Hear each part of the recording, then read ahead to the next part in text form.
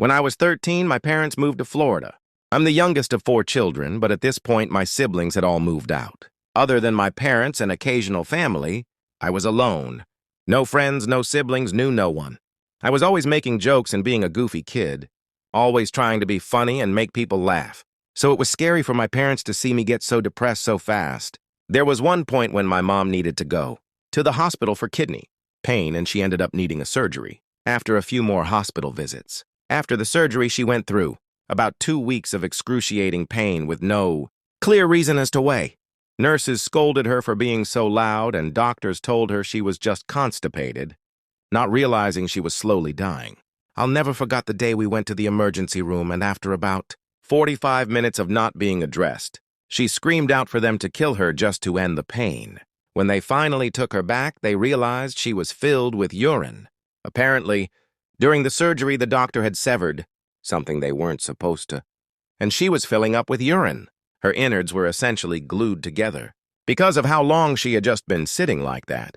She's fine now and hasn't been to the hospital in a long time, but at the time, as a 14-year-old kid watching my mom spend countless hours in the hospital and nearly die was terrifying.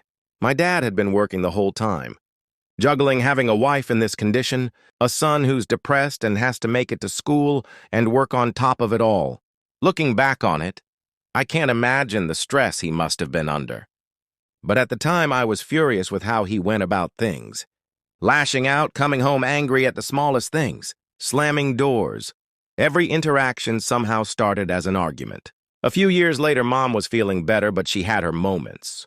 It was the weekend, and this was one of the days Mom wasn't in top condition, laying in bed most of the day, which made Dad furious. After coming home to no dinner being ready, my mom tried everything, ordering food, picking something up, even making something easy at home despite being in pain. But the fact dinner wasn't ready was all he could think about.